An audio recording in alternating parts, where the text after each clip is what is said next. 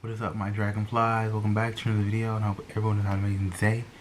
If you're new, welcome to my channel. My name is Shy, and we're back with Mr. Nightmare. And this is another Ring camera video, scary videos called on Ring Cameras, Volume 4. And yeah, so it's like I said, it's like Halloweeny season around here. So all the scary videos left and right. So sit back, relax, get your snacks, and let's get into the video.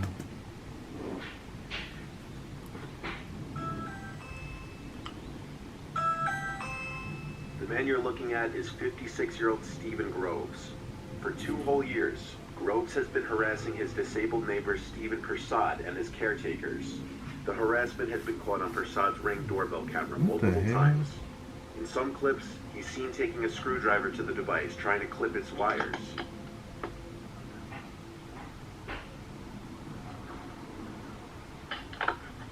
That is so weird. Second time. In another clip, he's seen scrawling on the lens with a marker to no effect.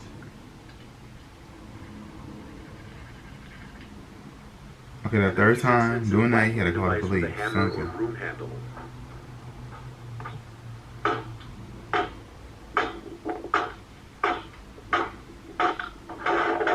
And you gotta call the police after that.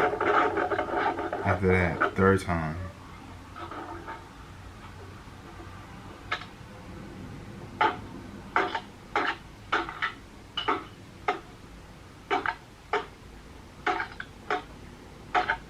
I'm not the one with confrontation, but I'm like, what the fuck are you doing? You better cut that out before I call the police. You better leave right now. Matter of fact, I'm calling the police right now. You best to leave. The reason behind the man's attacks on his neighbor's property are unknown. Over the past 6 months, Groves has been convicted of 3 charges of harassment against Persad and has been put on a curfew and ordered to pay compensation for damages to Persad's property. Stephen Persad's niece is terrified for her uncle, having stated this is affecting her mental health, and she's scared that Groves may have intentions to harm her uncle. The restraining order that was put into place is clearly having no effect, as Groves is still harassing Persad. On top of the restraining order, Groves has been put on an electric tag for the better part of a year and was also ordered 20 weeks of rehabilitation.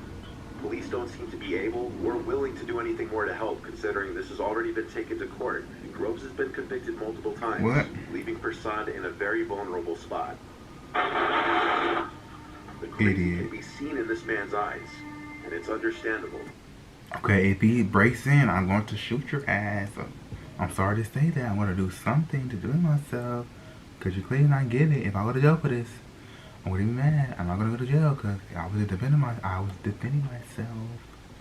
For Persad and his niece to be losing sleep over this, as this is a clearly dangerous, unstable man who may escalate from just attacking Persad's property to actually attacking him. This next video was recorded in an unknown area at a late hour in the night. 2 hooded, suspicious-looking individuals, one wearing a mask, approach a man's front door. And when he answers, the woman pretends that her car broke down and she needs to borrow a phone.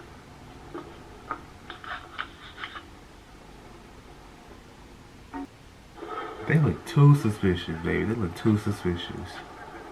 Look at them.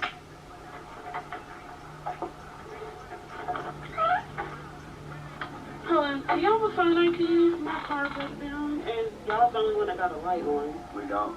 You don't? Sorry.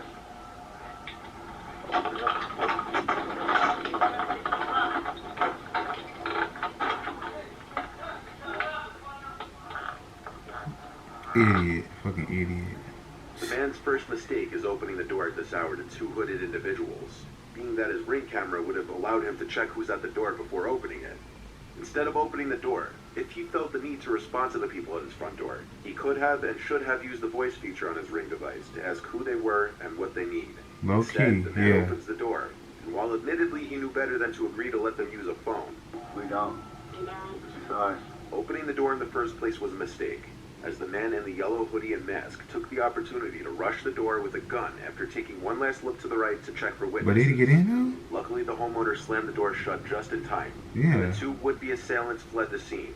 In this case, the homeowner saved himself from robbery and danger just by the skin of his teeth, and hopefully learned to check who's at his door before answering. That was a close call, too. If you've seen any of my other videos about doorbell camera footage, then you'd know the importance of checking your surroundings before unlocking and opening your door, especially depending on the area in which you live. In this video taken by the Ring doorbell camera of TikToker Jojo Ramirez, you see just how close she and her child were from danger, and how the only thing between her and a creepy man was her front door, which she locked with only seconds to spare.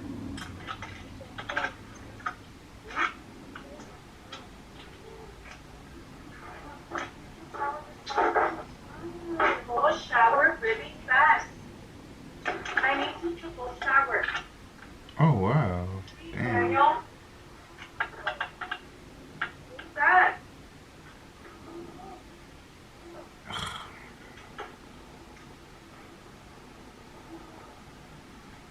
Who is that? Get out of here!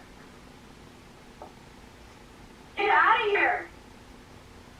There's a guy outside. Ugh. What makes this scary is that it shows how most of us in our day-to-day lives fail to realize how at any moment your life could be put in danger by someone else. In this case, Jojo had picked up her child and they were just getting home. That's why you get you a mace, taser gun, You can hear her son something. Daniel complain that he's tired, and Jojo responds, "I need you to shower really fast."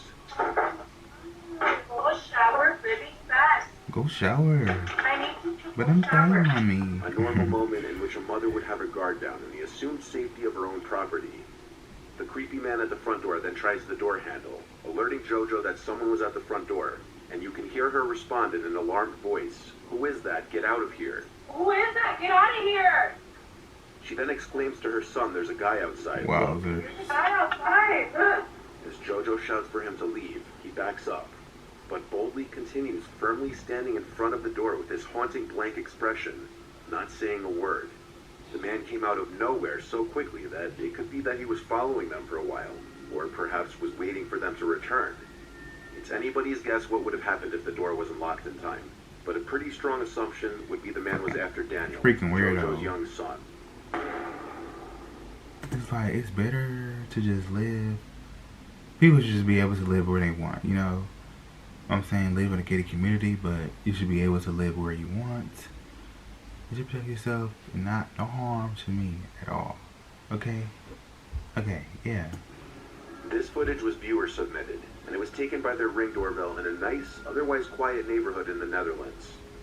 The viewer was in bed on an ordinary night when he heard noises on the roof. Thinking it could have been an animal, he ignored it and went to sleep. The next morning, this was the footage he found after seeing the notifications from his Ring doorbell from the night before.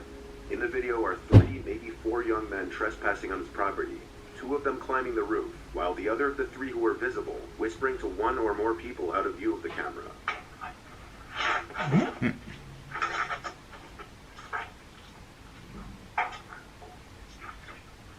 Hoodlums.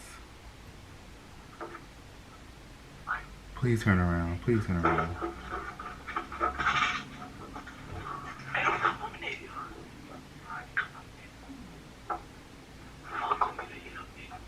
See, that's how you get shot.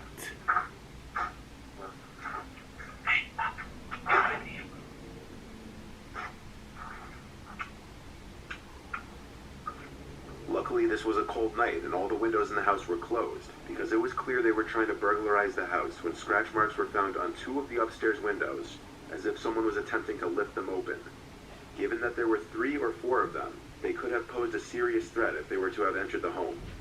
After viewing the video, the viewer made sure to keep his windows all locked the following night, and a few nights later, he woke up to the sound of someone attempting to open a downstairs window, this time not caught by the Ring camera. The footage was submitted to the police in hopes that they could identify them based on their faces. I was asked to blur their faces by the viewer, just so that if any of the perpetrators were to see this video, they wouldn't come back to the house again for any type of revenge. This one is perhaps one of the simpler and scarier clips caught by a doorbell camera, despite how quick it is. Not many details are known, like where this took place, but this was uploaded by the neighbor of the owner of the Ring camera. In the video, we see in the dead of night a masked, young-looking man approach the front door of the house with a gun in his hand, stand there for only a few seconds, clearly contemplating what he was about to do.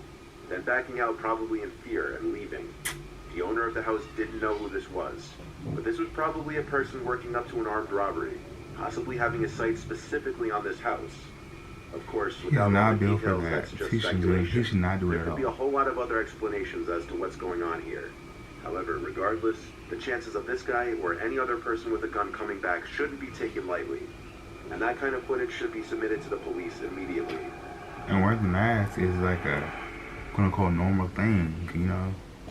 Because you never know who that is. So yeah, that was scary videos caught on camera ring light. I might do 2 for 1 in this video. So, bam. And it's just like that. And this is 3 scary true babysitting horror stories. Don't mess with the kids. When I was 18, I was a babysitter for 3 young boys across town from me. They were 3, 5, and 7. I'll just call them Adam, 3, Bobby, 5, and Chris, 7, ABC. Adam and Chris were the easiest to take care of. Adam was a surprisingly well-behaved toddler, and Chris just liked to play his video games and watch TV. Okay, so Bobby, on the other hand, was very moody, a picky eater, and difficult to get to go to sleep. Wow, the Bobby. Surprise 7, ABC. Adam and Chris were the easiest to take care of. Adam was a surprisingly well ABC. I'll just call them young boys across town from me. They were 3, 5, and 7. 3, 5, I'll and just 7. call them Adam, 3, Bobby, 5, and Chris, 7, ABC. Adam and Chris were the easiest to take care of. Adam was a surprisingly well-behaved toddler, and Chris just liked to play his video games and watch TV. Bobby, on the other hand, was very moody, a picky eater, and difficult to get to go to sleep. I had worked for this family for months, and I was somewhat close with their mom, Lucy, who was raising them by herself. It must be the middle They had child. a decently modest middle-class house. Lucy's parents would help her out with finances and such. All 3 boys had their own rooms. Lucy worked nights at the time, so I'd always babysit till around midnight on weeknights, and my college classes would start in the afternoon, so a worked out schedule and sleep-wise. One night after playing some Nintendo Wii games with Chris, I put Adam to bed, and not long after, Bobby.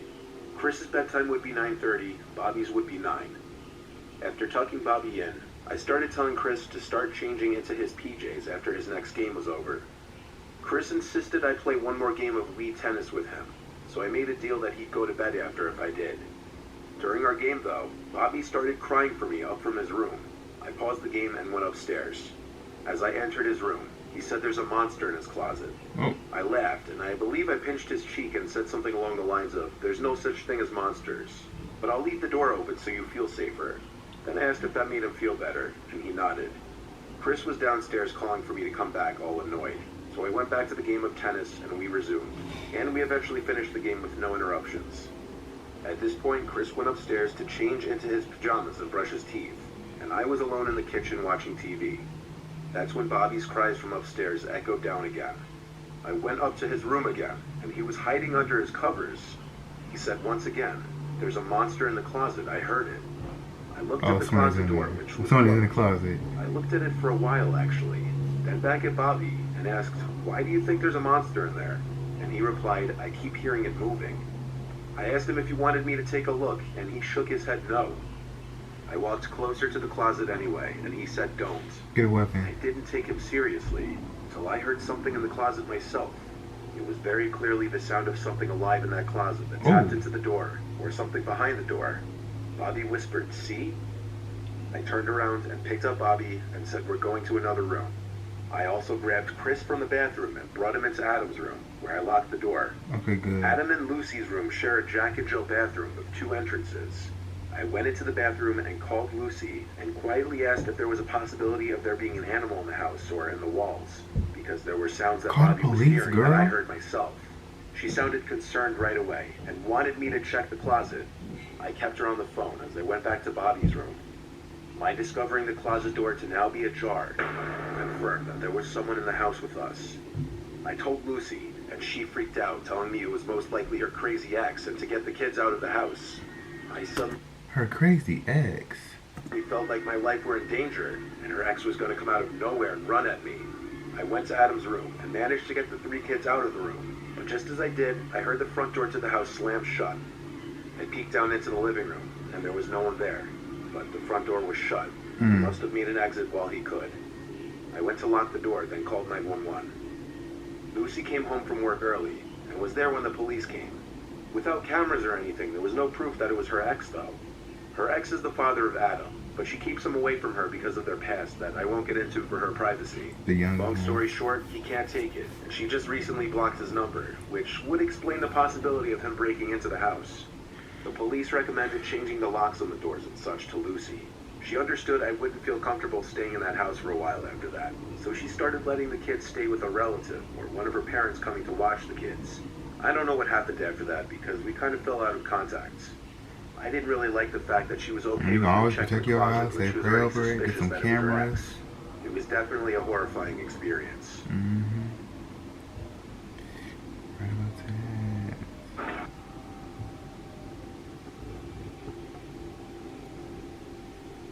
I had just turned 14. It was the summer of 2012. I was looking for a job. My grandma had told me about a family that she was friends with, and they had two boys, Alexander and Danny. Alexander was 10 and Danny was 5.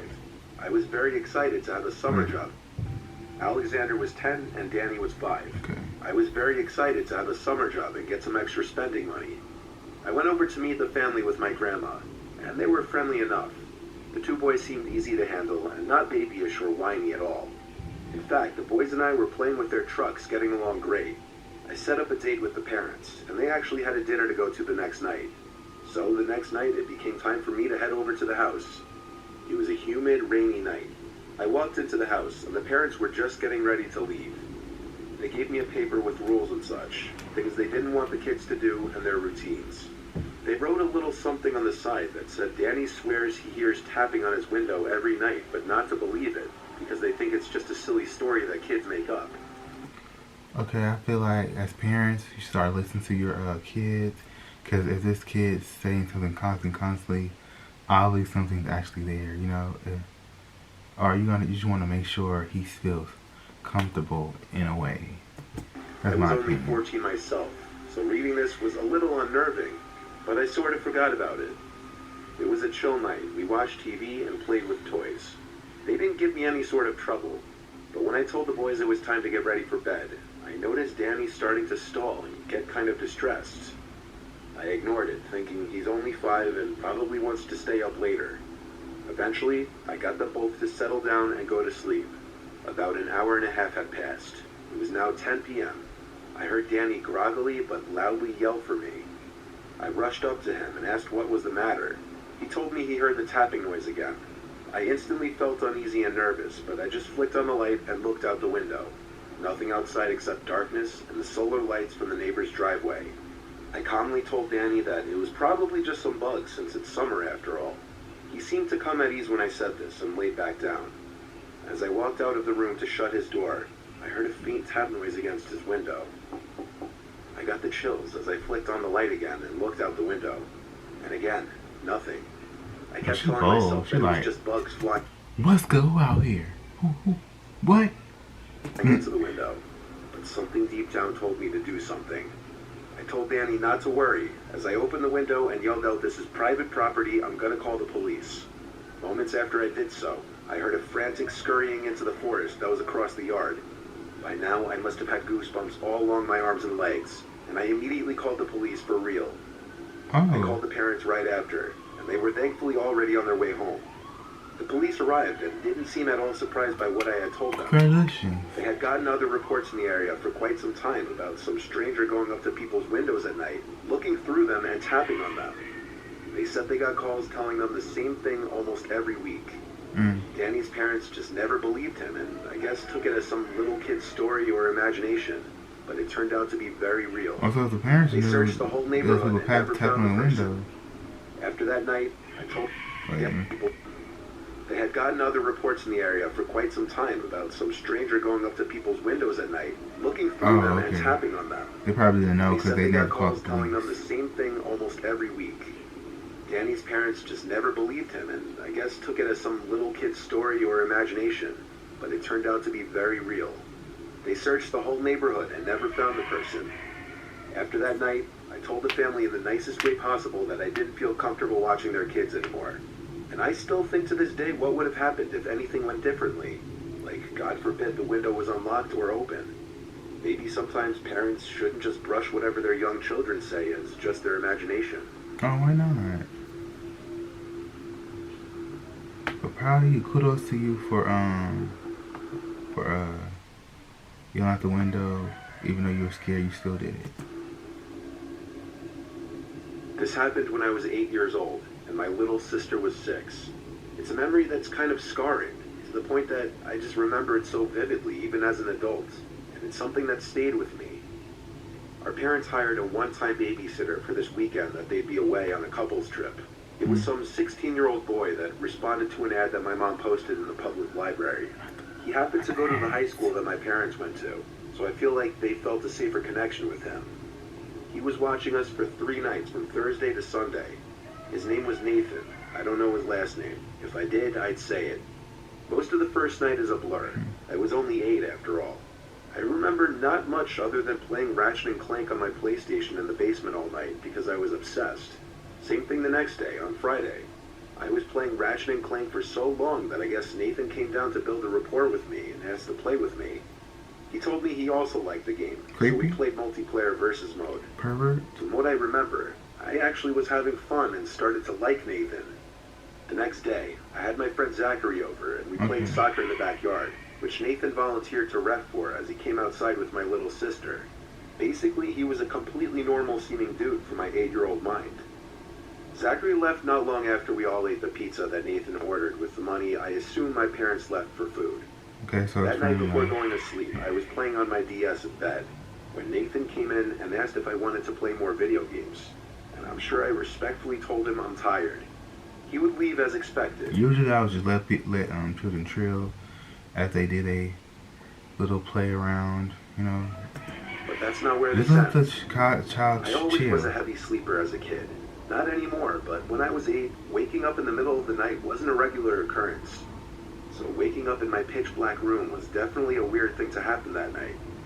I remember flipping on my side after hearing my door closing. I looked across the room towards the door, and as my eyes adjusted to the dark, I saw someone standing in the corner of the room. And before I could digest what was happening and scream or react in any way, I heard Nathan go shh and whisper, "It's me." I didn't respond. Then he slowly got closer to my bed, pulled the covers off of me, and I swear he was about to get in the bed before I screamed stop or something along those lines, and he froze.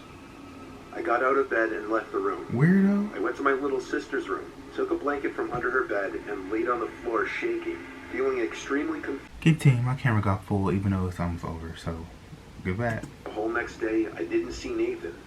I knew he was in the house because he fed my little sister breakfast. But I knew he was avoiding me now. I couldn't exactly call my parents because I didn't know either of their cell phone numbers.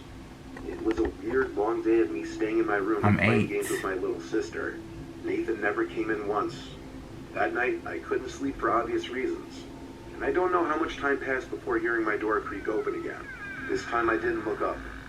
I laid there until I heard the door close, and then a few moments of silence later, I looked up to the door, but he wasn't there this time. I turned on the lamp to confirm this, but even at 8, I knew he was creeping around again, and I wanted to go to sleep in my sister's room to protect her in my mind. I got up and took my pillows and blanket to my sister's room.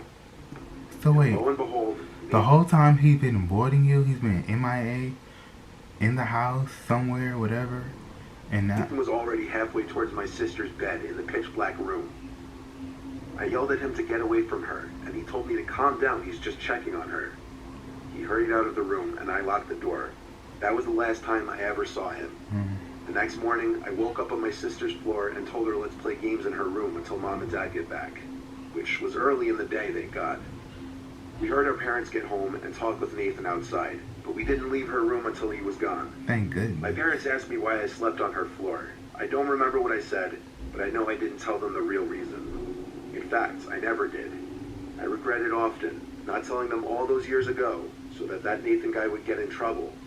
I'm scared because of me. He might have actually at some point successfully hurt a child. It's sadly something I kept bottled up my whole childhood, simply because I felt too embarrassed and awkward to tell anyone.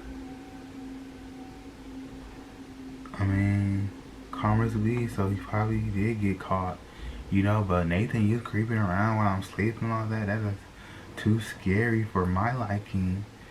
Oh my god. So this was 2 original nightmare stories, scary video calling ring cameras, volume 4, and 3 scary true babysitting horror stories. This was I say creepy in a way, because the first story had a man that was in the closet, the ex should have called the police when he went in the bathroom. Second story, what was the second story? The second story was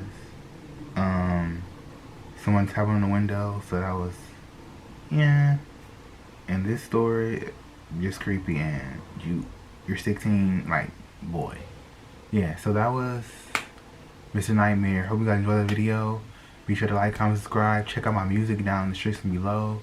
And thank you guys for tuning in once again. Stay grateful, stay awesome, stay blessed. And until next time, you guys. Deuces.